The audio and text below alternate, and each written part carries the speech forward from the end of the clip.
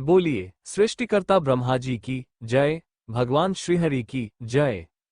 आज हम सुनेंगे वह अद्भुत प्रसंग, ब्रह्मा जी की आयु का रहस्य। युगों का कालमान और जब स्वयं भगवान ने वराह अवतार धारण कर पृथ्वी का रसातल से उद्धार किया। ब्रह्मा जी की आयु और कालमान। विराम लेकर पुलस्त्य जी कहते हैं, राजन, ब्रह्मा जी सर्वज्ञ हैं, वे साक्षात नारायण स्वरूप हैं। उनकी आयु 100 दिव्य वर्ष मानी गई है, जिसे पर कहा गया है। उसका आधा भाग परार्ध कहलाता है। सुनिए समय का सूक्ष्म रहस्य। 15 निमेष इक्वल्स 1 काष्ठा, 30 काष्ठा इक्वल्स 1 कला, 30 कला इक्वल्स 1 मुहूर्त, 30 मुहूर्त इक्वल्स 1 दिन रात। श्रोताओं की ओर देखते हुए, भाइयों, जिस दिन रात को हम साधारण समझते हैं वही देवताओं के लिए अलग है। देवताओं का एक वर्ष 12,000 दिव्य वर्षों के 4 युगों से बनता है। सत्य, त्रेता, द्वापर और कलियुग चारों मिलकर बनते हैं चतुर्युग। ऐसे 1000 चतुर्युग मिलकर ब्रह्मा जी का एक दिन होता है। और उस दिन में 14 मनु होते हैं। एक मनवंतर लगभग 30 करोड़ 67 लाख 20 हजार मानव वर्षों का होता है। दिन के अंत में नैमितिक प्रलय होता है। भू, भुवः, स्वः ये तीनों लोग जलने लगते हैं। और जब रात्रि समाप्त होती है, ब्रह्मा जी फिर सृष्टि आरंभ करते हैं। क्या अद्भुत व्यवस्था है। वराह अवतार द्वारा पृथ्वी का उद्धार। स्वर में जोश। कल्प के अंत में पृथ्वी जल में डूब गई। चारों ओर अंधकार और जल ही जल। तब ब्रह्मा जी ने यज्ञमय स्वरूप धारण किया और प्रकट हुए भगवान विष्णु के रूप में महावराह बनकर। वे पाताल में प्रविष्ट हुए। पृथ्वी माता ने हाथ जोड़कर प्रार्थना की, हे प्रभु, आप ही मेरे आधार हैं, मेरा उद्धार कीजिए। तब भगवान ने गर्जना की। वह ध्वनि सामवेद के समान गूंज उठी। अपने दिव्य दांतों पर पृथ्वी को उठाया, रसातल से ऊपर लाए और समुद्र पर ऐसे स्थापित किया जैसे विशाल नौक हो। ऋषि मुनि आकाश से स्तुति करने लगे, हे केशव, आप ही सृष्टि, पालन और संहार के कारण हैं। ब्रह्मा जी के विविध सर्ग सृष्टियां। अब सुनिए सृष्टि के 9 सर्ग। प्राकृत सर्ग पहले 3। महत्तत्व की उत्पत्ति प्रथम सृष्टि। तन्मात्राएं भूत सर्ग इंद्रिय सर्ग इंद्रियों की उत्पत्ति। वैकृत सर्ग 5 मुख्य सर्ग पर्वत वृक्ष आदि स्थावर। तिर्यक सर्ग पशु पक्षी देव सर्ग ऊर्ध्वरेता देवता। मानव सर्ग मनुष्य अनुग्रह सर्ग सात्विक तामस मिश्रित। नवम सर्ग कौमार सर्ग सनकादि ऋषियों की सृष्टि। फिर ब्रह्मा जी ने अपने अंगों से सृष्टि की। जंघा से असुर, मुख से बकरे, भुजाओं से भेड़, उदर से गाय भैंस, पैरों से घोड़े हाथी। चारों वेद भी उनके मुखों से प्रकट हुए। ऋग्वेद, यजुर्वेद, सामवेद और अथर्ववेद। भाइयों और बहनों, ये सृष्टि केवल भौतिक रचना नहीं, ये ईश्वर की दिव्य लीला है। जो जैसा कर्म करता है, उसे वैसा ही जन्म और फल मिलता है। जैसे ऋतुएं बार बार आती हैं, वैसे ही सृष्टि और प्रलय का चक्र चलता रहता है। हम सब भी इस महान ब्रह्मांड का अंश हैं, इसलिए अपने कर्म पवित्र रखें। भक्ति को जीवन का आधार बनाएं। बोलिए वराह भगवान की जय। ब्रह्मा जी की जय। श्रीहरि विष्णु भगवान की जय। बोलिए सृष्टिकर्ता ब्रह्मा जी की जय। यज्ञ पुरुष भगवान की जय। राजा भीष्म पूछते हैं, भगवान, मनुष्यों की सृष्टि कैसे हुई? चारों वर्ण कैसे बने? उनके कर्म क्या हैं? पुलस्त्य जी मुस्कुराते हैं और कहते हैं, राजन, ध्यान से सुनो। ब्रह्मा जी ने यज्ञ की सिद्धि के लिए 4 वर्ण उत्पन्न किए। ब्राह्मण मुख से, क्षत्रिय वक्षस्थल से, वैश्य जांघों से, शूद्र चरणों से। ये सब यज्ञ के अंग हैं। क्योंकि यज्ञ से देवता तृप्त होते हैं। देवताओं से वर्षा होती है। वर्षा से अन्न उत्पन्न होता है और अन्न से प्रजा की वृद्धि होती है। इसलिए यज्ञ ही जीवन का आधार है। वर्णों के कर्म, ब्राह्मण अध्ययन अध्यापन यजन दान, क्षत्रिय रक्षा शासन दान, वैश्य कृषि गो रक्षा वाणिज्य, शूद्र सेवा और सहयोग। जो अपने स्वधर्म में स्थित रहते हैं वही स्वर्ग और मोक्ष के अधिकारी होते हैं। अन्न की सृष्टि। राजन, ब्रह्मा जी ने 17 प्रकार के ग्रामीण अन्न उत्पन्न किए। धान, जौ, गेहूं, तिल, मूंग, उड़द, मसूर, चना, अरहर, कुल्थी आदि। और जंगली अन्न, सांवा, तिन्नी, वनतिल, गवेदु, वेणुयव, मक्का। ये 14 अन्न यज्ञ की सामग्री माने गए। यज्ञ और अन्न दोनों परस्पर एक दूसरे के कारण हैं। भावपूर्ण। जो प्रतिदिन अग्निहोत्र करता है, उसका जीवन शांत और मंगलमय होता है। मानस पुत्र और प्रजापति। ब्रह्मा जी ने पहले मन से सृष्टि की, फिर उत्पन्न हुए उनके मानस पुत्र भृगु, पुलह, क्रतु, अंगिरा, मरीचि, दक्ष, अत्रि, वशिष्ठ, इनसे प्रजा का विस्तार हुआ। लेकिन सनकादि कुमारों ने संसार रचना में रुचि नहीं ली। वे वैराग्य में स्थित रहे। तब ब्रह्माजी के ललाट से प्रकट हुए तेजस्वी रुद्र। उनका आधा शरीर स्त्री, आधा पुरुष। फिर वे 11 रूपों में विभक्त हुए। यही रौद्र शक्तियां संसार के संहार का कारण बनती हैं। स्वयंभुव मनु और उनकी संतति। फिर ब्रह्माजी ने प्रथम मनु बनाया। स्वयंभुव मनु उनकी पत्नी थी शत्रुपा, उनसे उत्पन्न हुए प्रियव्रत और उत्तानपाद तथा कन्याएं प्रसूति और आकुति। प्रसूति का विवाह दक्ष से हुआ, आकुति का विवाह रुचि प्रजापति से। दक्ष की 24 कन्याएं हुई, श्रद्धा, लक्ष्मी, धृति, तुष्टि, मेधा, क्रिया, बुद्धि, लज्जा, शांति, सिद्धि, कीर्ति आदि। इनमें से सती का विवाह भगवान शिव से हुआ, परंतु पिता दक्ष के अपमान से उन्होंने देह त्याग दी। अधर्म से उत्पन्न हुए हिंसा, अनृत, भय, नरक, मृत्यु। और मृत्यु से जन्मे जरा, शोक, तृष्णा, क्रोध, ये सब संसार के दुख के कारण है। राजन, ये संपूर्ण सृष्टि कर्म और धर्म पर आधारित है। जो वेद का अपमान करते हैं, यज्ञ त्यागते हैं, धर्म छोड़ते हैं, उनके लिए नरक के मार्ग है। पर जो स्वधर्म में स्थित रहते हैं, ध्यान और भक्ति में लीन रहते हैं, उन्हें परम पद की प्राप्ति होती है। बोलिए यज्ञ पुरुष भगवान की जय, रुद्र भगवान की जय, स्वयंभुव मनु की जय। बोलिए श्री महालक्ष्मी माता की जय, भगवान श्रीहरि की जय। भीष्म जी पूछते हैं, मुनिव, लक्ष्मी जी तो क्षीर सागर से प्रकट हुई, फिर आपने कैसे कहा कि वे भरेगु पत्नी ख्याति के गर्भ से जन्मी? पुलस्त्य जी मुस्कुराते हैं, राजन, लक्ष्मी सनातनी है, वे अनेक रूपों में प्रकट होती है। अब सुनो समुद्र मंथन की अद्भुत कथा। दैत्यों ने देवताओं पर आक्रमण किया, देवता पराजित हुए। इंद्र आदि ब्रह्माजी की शरण में गए। ब्रह्माजी उन्हें लेकर गए भगवान विष्णु के पास। भगवान बोले, देवगण, दैत्यों से संधि करो, मंद्राचल को मथानी और वासुकी को नेति बनाकर क्षीर सागर का मंथन करो। अमृत निकलेगा, मैं सहायता करूंगा। देव और दानव मिलकर औषधियां लाए। मंद्राचल को समुद्र में रखा, वासुकी नाग को रस्सी बनाया। भगवान ने कूर्म, कच्छप अवतार धारण कर पर्वत को अपनी पीठ पर संभाला। देवता पूंछ की ओर, दैत्य मुख की ओर खड़े हुए। वासुकी के विषाग्नि से दैत्य दुर्बल होने लगे। मंथन प्रारंभ हुआ। मंथन से निकले दिव्य रत्न, सुरभि, कामधेनु, वारुणी देवी, मदिरा, पारिजात, कल्पवृक्ष, अप्सराएं, चंद्रमा, जिन्हें शिव ने अपनी जटाओं में धारण किया। कालकूट विष, जिसे महादेव ने पीकर नीलकंठ नाम पाया। वैद्यराज धन्वंतरी अमृत कलश सहित। उच्चैश्रवा अश्व और ऐरावत गज, और फिर कमल पर विराजमान, हाथों में कमल लिए। चारों ओर दिव्य प्रभा बिखेरती हुई प्रकट हुई लक्ष्मी। ऋषियों ने श्री सूक्त से स्तुति की। समुद्र ने अमर माला भेंट की। विश्वकर्मा ने आभूषण पहनाए। देव और दानव सभी उन्हें पाने को इच्छुक हुए। तब ब्रह्माजी बोले, हे देवी, आप केशव को वरण करें। लक्ष्मी जी ने श्रीहरि के वक्ष स्थल में निवास किया और कहा, प्रभु, आप मेरा कभी परित्याग न करें। इधर दैत्यों ने धन्वंतरी से अमृत छीन लिया। तब भगवान विष्णु ने मोहिनी रूप धारण किया। उस त्रिभुवन सुंदरी को देखकर दैत्य मोहित हो गए। अमृत उन्हें सौंप दिया। भगवान ने अमृत देवताओं को पिला दिया। देव बलवान हुए, दैत्य परास्त होकर भागे। गंभीर मधुर स्वर।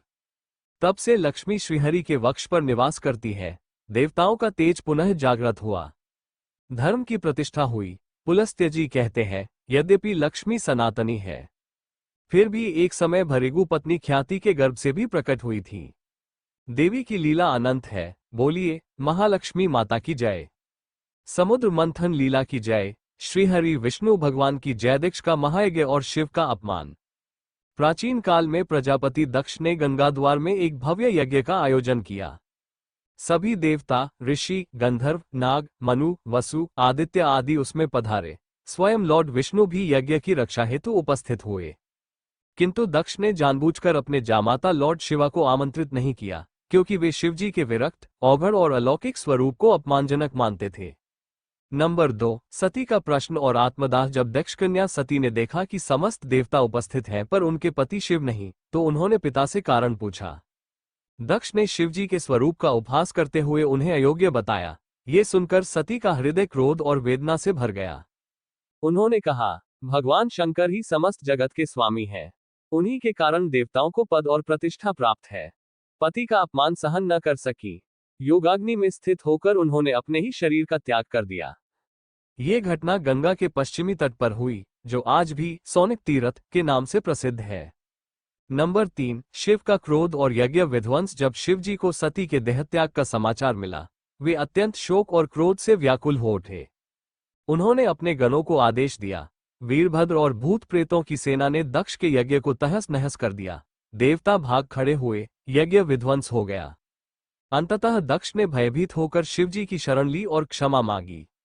भगवान शिव करुणामूर्ति हैं, उन्होंने दक्ष को क्षमा कर यज्ञ का फल प्रदान किया। नंबर 4, सती का पुनर्जन्म। पार्वती रूप में सती ने पुनः हिमालय राज हिमवान के यहाँ जन्म लिया और पार्वती के रूप में अवतीर्ण हुई। देवर्षि नारद के बताने पर शिवजी ने ये जानकर संतोष पाया। बाद में पार्वती जी ने तपस्या कर पुनः शिवजी को पति रूप में प्राप्त किया। अहंकार विनाश का कारण है। भगवान शिव का स्वरूप बाह्य दृष्टि से नहीं समझा जा सकता। पतिव्रता धर्म की शक्ति अत्यंत महान है। भगवान शिव करुणामूर्ति है, वे अंततः क्षमा कर देते हैं। ईश्वर का अपमान स्वयं के पतन का कारण बनता है। देवता, दानव, गंधर्व, नाग और राक्षसों की उत्पत्ति का वर्णन। भीष्म जी ने कहा, गुरुदेव, देवताओं, दानवों, गंधर्व, नागों और राक्षसों की उत्पत्ति का आप विस्तार के साथ वर्णन कीजिए। पुलस्त्य जी बोले, कुरुनंदन, कहते हैं पहले प्रजा वर्ग की सृष्टि संकल्प से, दर्शन से तथा स्पर्श करने से होती थी, किंतु प्रचेताओं के पुत्र दक्ष प्रजापति के बाद मैथुन से प्रजा की उत्पत्ति होने लगी। दक्ष ने आदि में जिस प्रकार प्रजा की सृष्टि की, उसका वर्णन सुनो। जब वे पहले के नियमानुसार संकल्प आदि से देवता, ऋषि और नागों की सृष्टि करने लगे, किंतु प्रजा की वृद्धि नहीं हुई, तब उन्होंने मैथुन के द्वारा अपनी पत्नी वीरनी के गर्भ से 60 कन्याओं को जन्म दिया। उनमें से उन्होंने 10 धर्म को, 13 कश्यप को, 27 चंद्रमा को, 4 अरिष्टनेमि को, 2 भृगुपुत्र को, 2 बुद्धिमान कृशाश्व को तथा 2 महर्षि अंगिरा को ब्याह दी। वे सब देवताओं की जननी हुई। उनके वंश विस्तार का आरंभ से ही वर्णन करता है। सुनो, अस्थति, वसु, जामी, लंबा, भानु, मरुत्वती, संकल्पा, मुहूर्ता, साध्या और विश्वा, ये 10 धर्म की पत्नियां बताई गई हैं। इनके पुत्रों के नाम सुनो। विश्वा के गर्भ से विश्वेदेव हुए। साध्या ने साध्य नामक देवताओं को जन्म दिया। मरुत्वती से मरुत्वान नामक देवताओं की उत्पत्ति हुई। वसु के पुत्र 8 वसु कहलाए। भानु से भानु और मुहूर्ता से मुहूर्ताभिमानी देवता उत्पन्न हुए। लंबा से घोष, जामी से नागवीथी नाम की कन्या तथा अरुंधति के गर्भ से पृथ्वी पर होने वाले समस्त प्राणी उत्पन्न हुए। संकल्प से संकल्पों का जन्म हुआ। अब वसु की सृष्टि का वर्णन सुनो। जो देवगण अत्यंत प्रकाशमान और संपूर्ण दिशाओं में व्यापक है, वे वसु कहलाते हैं। उनके नाम सुनो। आप, ध्रुव, सोम, धर, अनिल, अनल, प्रत्युष और प्रभास, ये 8 वसु हैं। आप के 4 पुत्र हैं, शांत, वैतंड, सांब और मुनिव। ये सब यज्ञर्षा के अधिकारी हैं। ध्रुव के पुत्र काल और सोम के पुत्र वर्चा हुए। धर के 2 पुत्र हुए, द्रविण और हव्यवाह। अनिल के पुत्र प्राण, रमण और शिशिर थे। अन के कई पुत्र हुए, जो प्रायः अग्नि के समान गुण वाले थे। अग्निपुत्र कुमार का जन्म सरकंडों में हुआ। उनके शाख, उपशाख और नैगमेय, ये 3 पुत्र हुए। कृत्तिकाओं की संतान होने के कारण कुमार को कार्तिकेय भी कहते हैं। प्रत्युष के पुत्र देवल नाम के मुनि हुए। प्रभास से प्रजापति विश्वकर्मा का जन्म हुआ, जो शिल्पकला के ज्ञाता है। वे महल, घर, उद्यान, प्रतिमा, आभूषण, तालाब, उपवन और कूप आदि का निर्माण करने वाले हैं। देवताओं के कारीगर वे ही हैं। अजैकपाद, अहिर्बुद्न्य, विरूपाक्ष, रैवत, हर, बहुरूप, त्रयंबक, सावित्र, जयंत, पिनाकी और अपराजित, ये 11 रुद्र कहे गए हैं। ये गण के स्वामी हैं। इनके मानस संकल्प से उत्पन्न 84 करोड़ पुत्र हैं, जो रुद्रगण कहलाते हैं। वे श्रेष्ठ त्रिशूल धारण किए रहते हैं। उन सबको अविनाशी माना गया है। जो गणेश्वर संपूर्ण दिशाओं में रहकर सबकी रक्षा करते हैं, वे सब सुरभि के गर्भ से उत्पन्न उन्हों के पुत्र पौत्रादि हैं। अब मैं कश्यप जी की स्त्रियों से उत्पन्न पुत्र पौत्रों का वर्णन करूंगा। आदिति, दिति, दनु, अरिष्टा, सुरसा, सुरभि, विंता, ताम्रा, क्रोधवशा, इरा, कद्रु, खसा और मुनि, ये कश्यप जी की पत्नियों के नाम हैं। इनके पुत्रों का वर्णन सुनो। चाशुष मनवंतर में जो तुषित नाम से प्रसिद्ध देवता थे, वे ही वैवस्वत मनवंतर में 12 आदित्य हुए। उनके नाम हैं इंद्र, धाता, भग, त्वष्टा, मित्र, वरुण, अर्मा, विवस्वान, सविता, पूषा, अंशुमार और विष्णु। ये सहस्रों किरणों से सुशोभित 12 आदित्य माने गए हैं। इन श्रेष्ठ पुत्रों को देवी अदिति ने मरीचिनंदन कश्यप के अंश से उत्पन्न किया था। कृशाश्व नामक ऋषि से जो पुत्र हुए उन्हें देव प्रहरण कहते हैं। ये देवगण प्रत्येक मनवंतर और प्रत्येक कल्प में उत्पन्न एवं विलीन होते रहते हैं। भीष्म, हमारे सुनने में आया है कि दिति ने कश्यप जी से 2 पुत्र प्राप्त किए, जिनके नाम थे हिरण्यकशिपु और हिरण्याक्ष। हिरण्यकशिपु से 4 पुत्र उत्पन्न हुए, प्रहलाद, अनुहाद, संहाद और हाद। प्रहलाद के 4 पुत्र हुए, आयुष्मान, शिवी, वाशकली और चौथा विरोचन। विरोचन को बलि नामक पुत्र की प्राप्ति हुई। बलि के 100 पुत्र हुए। उनमें बाण जेठा था। गुणों में भी वो सबसे बड़ा चढ़ा था। बाण के 1000 बाहें थीं तथा वो सब प्रकार के अस्त्र चलाने की कला में भी पूरा प्रवीण था। त्रिशूलधारी भगवान शंकर उसकी तपस्या से संतुष्ट होकर उसके नगर में निवास करते थे। बानासुर को महाकाल की पदवी तथा साक्षात पिनाकपानी भगवान शिव की समानता प्राप्त हुई। वह महादेव जी का सहचर हुआ। हिरण्याक्ष के उलूक, शकुनी, भूतसंतापन और महाभीम ये 4 पुत्र थे। इनसे 27 करोड़ पुत्र पौत्रों का विस्तार हुआ। वे सभी महाबली, अनेक रूपधारी तथा अत्यंत तेजस्वी थे। धनु ने कश्यप जी से 100 पुत्र प्राप्त किए। वे सभी वरदान पाकर उन्मत्त थे। उनमें सबसे ज्येष्ठ और अधिक बलवान विप्रचित्ति था। धनु के शेष पुत्रों के नाम स्वरभानु और वृषपवा आदि थे। स्वरभानु से सुप्रभा और पुलोमा नामक दानव से शची नाम की कन्या हुई। मप के 3 कन्याएं हुई, उपदानवी, मंदोदरी और कुहू। वृषपवा के 2 कन्याएं थी, सुंदरी, शर्मिष्ठा और चंद्रा। वैश्वानर के भी 2 पुत्रियां थी, पुलोमा और कालका। ये दोनों ही बड़ी शक्तिशालिनी तथा अधिक संतानों की जननी हुई। इन दोनों से 60,000 दानवों की उत्पत्ति हुई। पुलोमा के पुत्र पौलोम और कालका के कालखंज या कालकेय कहलाए। ब्रह्मा जी से वरदान पाकर ये मनुष्यों के लिए अवध्य हो गए थे और हिरण्यपुर में निवास करते थे। फिर भी ये अर्जुन के हाथ से मारे गए। विप्रचित्ति ने सिंहिका के गर्भ से एक भयंकर पुत्र को जन्म दिया, जो सहिकेय राहु के नाम से प्रसिद्ध था। हिरण्यकशिपु को बहिन कुल 13 पुत्र, जिनके नाम ये हैं: कंस, शंख, नल, वातापी, इलवल, नमुची, खसरम, अंजन, नरक, कालनाभ, परमाणु, कल्पवीर्य तथा धनुवंश विवर्धन। संहाद दैत्य के वंश में निवातकवच का जन्म हुआ। वे गंधर्व, नाग, राक्षस एवं संपूर्ण प्राणियों के लिए अवध्य थे। परंतु वरवर अर्जुन संग्राम भूमि में उन्हें भी बलपूर्वक मार डाला। ताम्रा ने कश्यप जी के वीर्य से 6 कन्याओं को जन्म दिया, जिनके नाम हैं शुकी, स्पेनी भासी, सुश्री, गृधिका और शुचि। शुकी ने शुक और उल्लू नाम वाले पक्षियों को उत्पन्न किया। स्पेन बाजों को तथा भासी ने कुर नामक पक्षियों को जन्म दिया। गृध्री से गृध्र और सुगृधि से कबूतर उत्पन्न हुए तथा शुचि ने हंस, सारस, कारंड एवं प्लव नाम के पक्षियों को जन्म दिया। ये ताम्रा के वंश का वर्णन हुआ। अब विंता की संतानों का वर्णन सुनो। पक्षियों में श्रेष्ठ गरुड़ और अरुण विंता के पुत्र हैं तथा उनके एक सौदामणि नाम की कन्या भी है, जो वह आकार में चमकती दिखाई देती है। अरुण के 2 पुत्र हुए, संपाति और जटायु। संपाति के पुत्रों का नाम बभ्रू और शीघ्रग है। इनमें शीघ्रग विख्यात है। जटायु के भी 2 पुत्र हुए, कर्णिकार और शतगामी। वे दोनों ही प्रसिद्ध थे। इन पक्षियों के असंख्य पुत्र पौत्र हुए। सुरसा के गर्भ से 1000 सबकी उत्पत्ति हुई तथा उत्तम व्रत का पालन करने वाली कद्रू ने 1000 मस्तक वाले 1 सहस्र नागों को पुत्र के रूप में प्राप्त किया। उनमें 26 नाग प्रधान एवं विख्यात है: शेष, वासुकी, करकोटक, शंख, ऐरावत, कंबल, धनंजय, महानील, पद्य, अश्वतर, तक्षक, अलापत्र, महापद्म, धृतराष्ट्र, बलाहक, शंखपाल, महाशंख, पुष्पदंत, सुभावन, शंखरोमा, नहुष, रमण, पाणिनि, कपिल, दुर्मुख तथा पतंजलिमुख। इन सब के पुत्र पौत्रों की संख्या का अंत नहीं है। इनमें से अधिकांश नाग पूर्व काल में राजा जन्मेजय मंडप में जला दिए गए। क्रोधवशा ने अपने ही नाम के क्रोधवश संज्ञक राक्षस समूह को उत्पन्न किया। उनको बड़ी बड़ी दांत थी। उनमें से 10 लाख क्रोधवश भीमसेन के हाथ से मारे गए। सुरभि ने कश्यप जी के अंश से रुद्रगण, गाय, भैंस तथा सुंदरी स्त्रियों को जन्म दिया। मुनि से मुनियों का समुदाय तथा अप्सराएं प्रकट हुई। अरिष्टा ने बहुत से किन्नरों और गंधर्वों को जन्म दिया। एरा से तृण, वृक्ष, लताएं और झाड़ियां, इन सबकी उत्पत्ति हुई। कसा ने करोड़ों राक्षसों और यक्षों को जन्म दिया। भीष्म, ये सैकड़ों और हजारों कोटियां कश्यप जी की संतानों की है। ये स्वारोचिष्ट मनवंतर की सृष्टि बताई गई है। सबसे पीछे दिति ने कश्यप जी से 49 मरुदगणों को उत्पन्न किया, जो सबके सब धर्म के ज्ञाता और देवताओं के प्रिय है।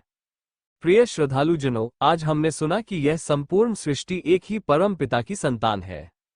ऋषि कश्यप से विभिन्न माताओं के गर्भ से देवता, दानव, गंधर्व, नाग और राक्षस प्रकट हुए। देवता अदिति से उत्पन्न होकर धर्म, प्रकाश और सद्गुण के प्रतीक बने। दानव और असुर दिति और धनु से उत्पन्न होकर बल और भौतिक शक्ति के प्रतीक बने। गंधर्व संगीत और कला के अधिष्ठाता बने। नाग धरती की गूढ़ शक्तियों और संरक्षण के प्रतीक बने। राक्षस भी उसी सृष्टि के अंग होकर विविध स्वभाव और प्रवृत्तियों का प्रतिनिधित्व करते हैं। भाइयों और बहनों, ये कथा हमें बताती है कि सृष्टि में कोई भी व्यर्थ नहीं है। प्रकाश और अंधकार, देव और दानव सब एक ही परम सत्य की अभिव्यक्ति है। जहां देवता हमारे भीतर के सद्गुण हैं, वहीं दानव हमारे भीतर के अहंकार और कामनाएं हैं। जहां गंधर्व हमारी कला और संगीत है, वहीं नाग हमारी गहराई और शक्ति है। और राक्षस हमारी परीक्षा लेने वाली प्रवृत्तियां हैं। आज की कथा का सार यही है कि मनुष्य को अपने भीतर के दैवी गुणों को जागृत करना चाहिए। जब हम सत्य, दया, संयम और भक्ति को अपनाते हैं, तब हम देवतुल्य बनते हैं। और जब अहंकार, क्रोध, लोभ को स्थान देते हैं, तब वही दानवी प्रवृत्ति प्रबल हो जाती है। अतः आइए हम संकल्प लें, अपने जीवन को धर्म में सदाचार युक्त और ईश्वर भक्ति से परिपूर्ण बनाएं। ईश्वर हमें विवेक दें, दैवी गुणों की वृद्धि करें और हमारे अंतःकरण को शुद्ध करें। इसी मंगल कामना के साथ आज की यह पावन कथा यही पूर्ण होती है। बोलिए सृष्टिकर्ता भगवान की जय, धर्म की जय, सद्गुणों की जय, सनातन धर्म